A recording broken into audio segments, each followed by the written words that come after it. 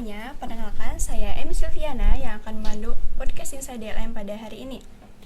Nah, buat yang belum tahu nih, podcast DLM Insight itu apa sih? Jadi, podcast DLM Insight itu merupakan salah satu proker dari komisi eksternal yang ada di DLM. Nah, sekarang kita udah bersama narasumber kita yang luar biasa nih. Buat Kak Haidar, boleh langsung kenalkan dirinya. Oke, halo Emi, halo semuanya. Perkenalkan, nama aku Muhammad Haidar Yahya. Biasa dipanggil Haidar.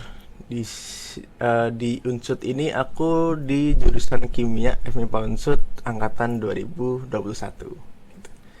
Dan di sini sebagai Ketua Umum DLM KMIPA Unsud tahun 2024. Nah, karena kita lagi bareng sama Ketua Umum DLM nih, jadi boleh dong Kak kasih penjelasan di DLM itu ada komisi apa aja sih dan tugas-tugas dari komisi itu apa aja? Mungkin dari teman-teman semua nih ada yang kepo sih, apa itu DLM? Oke, mungkin buat teman-teman semuanya nih yang mungkin masih awam mungkin ya terkait DLM itu apa sih sebenarnya. Jadi DLM itu sendiri sebenarnya kepanjangan atau kependekan singkatan ya dari Dewan Legislatif Mahasiswa gitu. Terutama di KMIPA ini. Jadi ada beberapa part atau bagian-bagian di DLM itu sendiri gitu. Mungkin tadi Emi bertanya tentang komisi-komisi. Jadi di DLM itu ini awal mulanya tuh nggak cuma ada komisi, tapi ada BPH juga atau Badan Pengurus Harian, yang mana BPH ini itu terdirinya yang pertama dari ketua umum itu sendiri, terus didampingi sama wakil, terus ada sekretaris sama bendahara. Nah, itu untuk BPH-nya sendiri. Nah, terus untuk komisi-komisinya sendiri ada 5 nih, Emi. Jadi ada 5. Yang pertama itu komisi pengawasan, terus ada komisi legislatif, komisi aspirasi, komisi internal, sama komisi Emi sekarang ya komisi eksternal gitu ya. Nah, jadi setiap komisi ini memang memegang peranannya masing-masing lah guys. Jadi DLM itu kan punya beberapa fungsi ya, beberapa fungsi yang ibaratkan menjadi pilar berdirinya Dewan Legislatif Mahasiswa, yaitu yang pertama ada fungsi pengawasan, terus yang kedua ada fungsi aspirasi sama fungsi legislatif. Nah, itu dipegang sama komisinya masing-masing gitu. Jadi mungkin bisa jabarin lagi mungkin ya. Kalau pengawasan kita nggak khusus sih sebenarnya, lebih utamanya ke pengawasan terhadap kinerja badan eksekutif mahasiswa terutama di KMIPA ini gitu. Terus yang kedua tadi komisi aspirasi gitu. Jadi kita menjadi wadah buat teman-teman keluarga mahasiswa MIPA buat menjadi untuk menampung aspirasinya gitu. Jadi nanti teman-teman KMIPA terutama bisa memberikan atau menyampaikan aspirasinya atau menyalurkan aspirasinya ke DLM KMIPA ini, terutama lewat komisi aspirasi ya, untuk nanti aspirasinya bisa disalurkan ke pihak yang bersangkutan gitu. Terus yang ketiga ada tadi ya fungsi legislatif gitu ya. Fungsi legislatif ya dipegang sama komisi legislatif, yang mana di sini untuk legislatif itu sendiri kita memegang peranan legislatif di DLM KMIPA. Contohnya terkait perancangan atau pembuatan undang-undang, terus terkait, dan kita juga ini ya mewadahi kegiatan-kegiatan musyawarah seperti sidang umum di KMIPA, sama ada juga pemilihan raya KMIPA gitu Emi. Wah, ternyata tugas-tugas dari komisi-komisi yang ada di eksternal DLM ini cukup banyak ya Kak? Betul. Nah, tapi kenapa sih dari mahasiswa MIPA tuh mungkin kurang tertarik buat masuk DLM? Apa karena mungkin kerjanya kurang terlihatan, apa gimana Kak? Oke, mungkin kalau dari pandangan aku sendiri ya teman-teman, mungkin kalau misalkan dibilang dari segi kinerjanya kurang kelihatan, itu mungkin karena kinerja DLM itu sendiri sebenarnya lebih kepada hal-hal yang menurutku kan contoh program kerjanya DLM salah satunya tadi adalah pengawasan gitu. Nah, pengawasan terhadap BMK MIPA gitu kan. Nah, itu adalah salah satu hal yang sifatnya itu kayak tertutup gitu loh. Tertutup cuma hanya untuk BMK MIPA saja dan DLM MIPA gitu. Makanya mungkin kalau misalkan dibilang kerjanya agak kurang kelihatan, ya itu mungkin ada betulnya gitu. Karena emang setiap komisi punya kerjanya sendiri-sendiri gitu. Maksudnya tanpa harus melibatkan banyak forum atau mungkin banyak khalayak atau banyak masa gitu. Cuma ya mungkin untuk legislatif mungkin bisa kelihatan dan sebagainya, tapi nggak semuanya bisa kelihatan 100% gitu. Nah mungkin itu yang pertama ya ini. Terus yang selanjutnya mungkin kalau dari aku sendiri ya.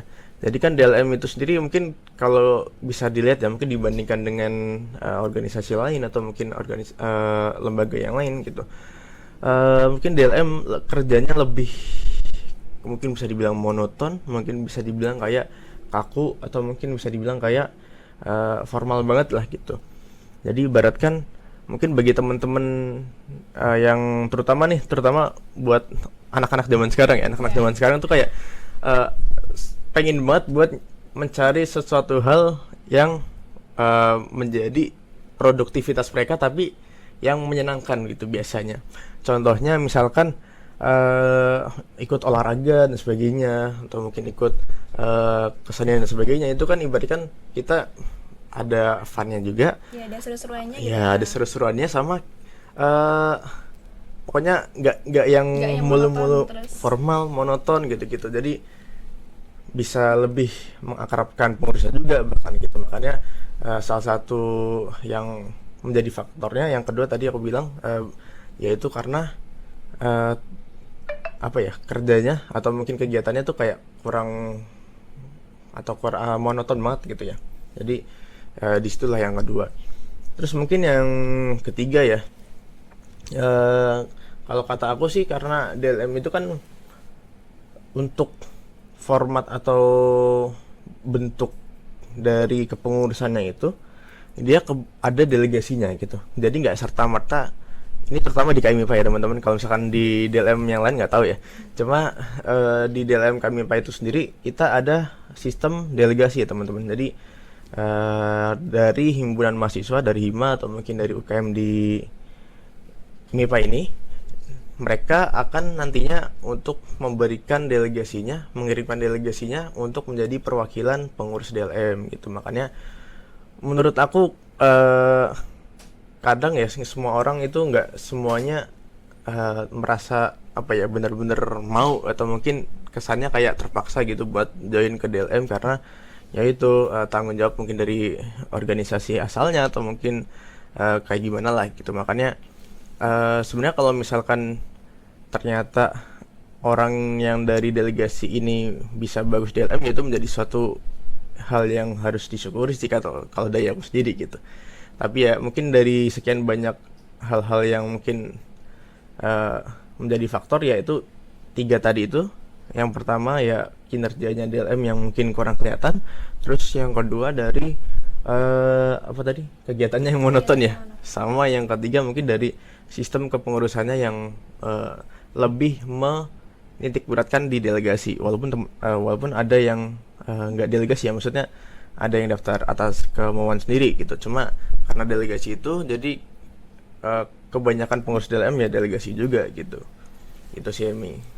Nah, tapi kan dari faktor-faktor yang tadi Kakak sebutin nih, kan bisa DLM itu bisa mengadain magang ya buat misalnya mahasiswa tuh bisa lebih tahu tentang apa sih DLM itu, dalamnya kayak gimana. Jadi bisa menarik minat mahasiswa. Tapi kenapa Kak di DLM itu nggak diadain magang atau internship kayak gitu? Oke, kalau buat magang sendiri ya, sebenarnya mungkin nanti untuk tahun-tahun ke depannya mungkin bisa jadi salah satu masukan ya gitu. Cuma untuk tahun periode kali ini sendiri, dari aku sendiri dan mungkin teman-teman pimpinan yang lain gitu ya, kita meminimalisir adanya atau tidak menyelenggarakan magang gitu. Karena apa? Karena di DLM itu sendiri kan ada proker-proker yang ibaratnya kerjanya akhir tahun nih gitu. Contohnya mungkin kayak sidang umum, terus pemira, sama kemarin sekolah legislatif juga ada gitu. Jadi makanya biasanya kan kalau magang tuh ditaruh di akhir ya Mi ya. Kayak misalkan magang BEM atau mungkin magang UKM HIMA kan biasanya taruhnya akhir-akhir juga tuh. Nah kebetulan karena di DLM juga kebetulan ada proker, jadi